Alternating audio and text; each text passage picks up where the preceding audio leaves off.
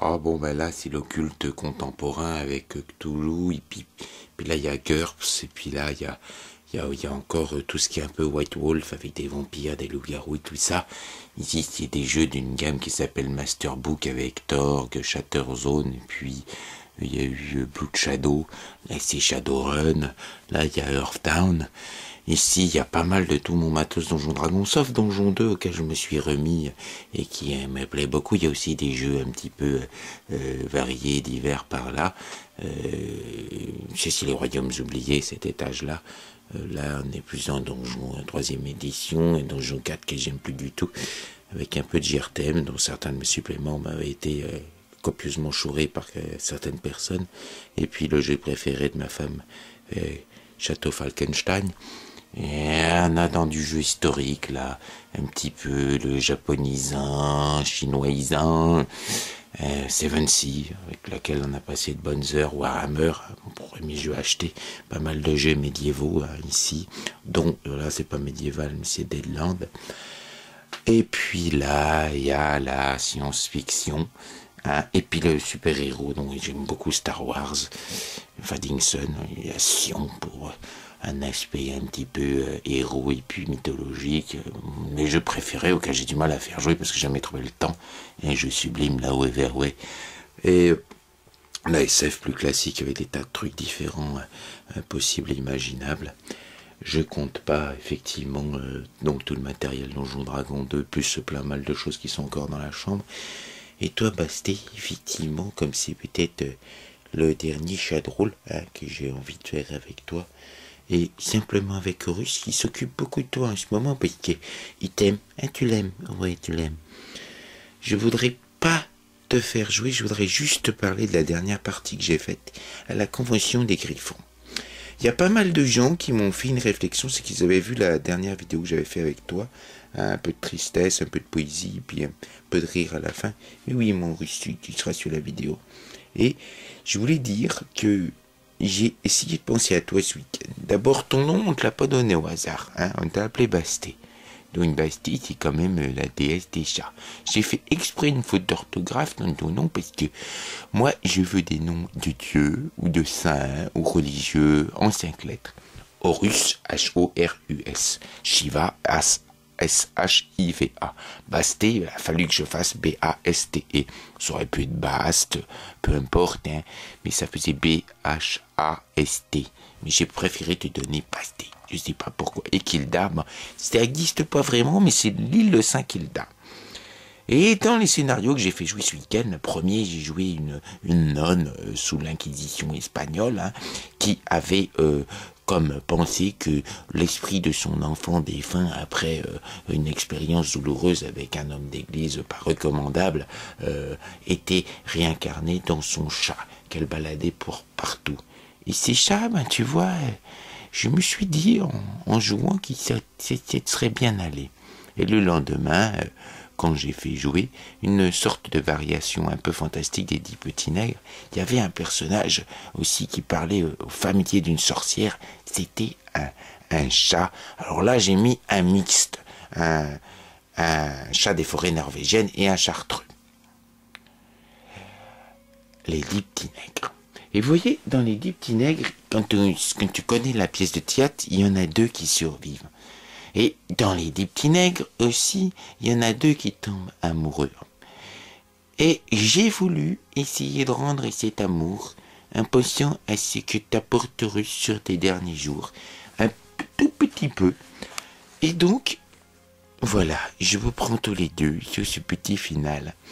Il se trouve que dans la partie que j'ai fait jouer, les 2 amoureux s'en vont en canot après avoir procédé à un rituel étrange ayant presque sacrifié des innocents, malgré tout, et s'emparent de coller des jours heureux en tant que panthère et garou et chatte sauvage garou. Tu te rends compte que je te propose un rôle de panthère garou, Ruth? Qu'est-ce que tu en penses? Et toi, du chatte sauvage garou? Et tu sais où vous allez partir, Basté? Tu sais où vous allez partir? c'était un jeu qui s'appelle Masque de la mort rouge, Mask of the Red Death. Et dans Masque de la mort rouge, le mal a dominé la Terre il y a à peu près 4000 ans, à la suite d'un rituel égyptien qui a foiré. Mais il reste quelque chose, un royaume perdu. Un royaume perdu où la magie, la science et certaines formes de pouvoir sont toujours possibles et non corrompues par la mer rouge. La mort rouge. Pardon, la mer rouge, je fais des erreurs. Je suis troublé. Et voilà ce que je me disais. J'aurais bien écrit un scénario avec les deux survivants du scénario et de manière romantique, d'autres ont survécu, qui s'en iraient un peu, pour toujours, oh là c'est flou, retrouver l'endroit du royaume perdu où ils pourraient embrasser avec félicité leur fin heureuse, avoir beaucoup d'enfants, des sortes de demi-panthères, demi-chats sauvages, à l'abri de la mort rouge. Comme dernière partie de jeu de rôle, tu vois Basté, je pense que ce serait pas mal. Qu'est-ce que t'en penses? Il n'y a aucun des jeux ici qui traite de la mort rouge, mais avec tout ce que j'ai ici, je pourrais largement faire quelque chose. Et toi, Russe, une fois que ta prémise serait partie, mais pas bien loin, tu reprendrais la route, compagnon du royaume perdu, essayant de protéger le monde de la menace de la mort rouge, pendant que elle s'envolerait ailleurs, dans un royaume meilleur. Pour s'occuper aussi de vos enfants. C'est les femmes qui s'occupent des enfants quand on est des garous. Tu savais ça? Oui. Bon, évidemment, t'aurais pris du gras et du lard avec ta femme. Et bon, t'aurais aussi peut-être comme... peut-être que tu essaierais de trouver des loutres ou des gros ours garous. Parce que dis donc, t'as pris du poids encore. Tu stresses, c'est ça? Oui. Non, on va te faire peut-être du grandeur nature. Oui, c'est ça. On passerait du jeu de rôle au grandeur nature. D'accord, Russe? Ce serait, je cours dans les bois plus souvent et je hurle à la lune et j'essaie de trouver d'autres garous que je peux ramener au royaume perdu pour rejoindre ma femme et mes enfants. Qu'est-ce que tu en penses, Basté? Tu serais d'accord? Oui, je pense que tu serais d'accord. Basté, j'ai entendu ronronner. Et toi, Horus, une fois que tu aurais accompli ta mission, ta douce mission, ta mission secrète, ramener l'autre, on pourrait tous faire la fête et envisager avec d'autres joueurs de se lancer éventuellement dans d'autres jeux. Bien sûr, toi, Basté, tu ne voudrais peut-être pas, tu resteras là-bas dans le royaume perdu. Mais c'est une belle fin pour un joueur. C'est une très belle fin. C'est un très bel endroit pour finir sa vie. Toi, non, je pense que je vais te faire jouer au Josorus. Ensuite, peut-être qu'il faudrait qu'on rediscute d'un renouveau de loup-garou, l'apocalypse. Mais définitivement pas avec des loups, avec des loutres. T'es trop gras. T'es trop gros. Heureusement que t'auras jamais à voir ça, ma coquine. Sans déconner.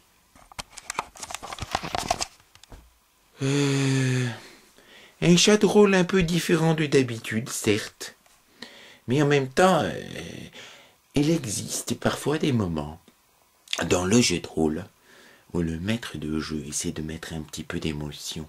Tout comme j'en ai mis dans cette partie avec 6 joueurs, à la convention des Griffons, où, dans un moment mystique, une épiphanie, j'ai décrit 2 personnages qui se rejoignaient, et trouver le centre du monde, de l'univers, devenez le centre du monde, de l'univers, comprenez qu'une fois que l'on est connecté, plus rien n'existe, plus rien n'existe à part cette chose un petit peu subtile, parfois trop fuligineuse, qu'on appelle l'amour.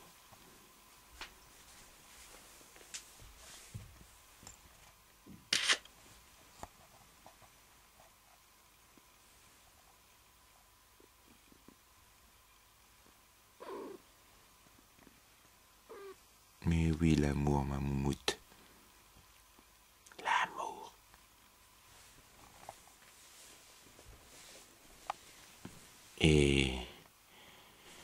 je parlais pas d'amour tout seul, hein. Ok? D'accord. Puis voir le bidon. Oui. L'amour. Oui. Oui. Ouais, on peut dire que la gourmandise, c'est une forme d'amour. D'accord. Gros cochon. Gros cochon. Gros cochon.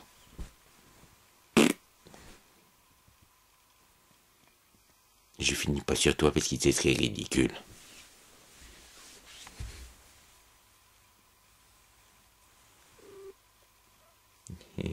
Coquine. Coquine.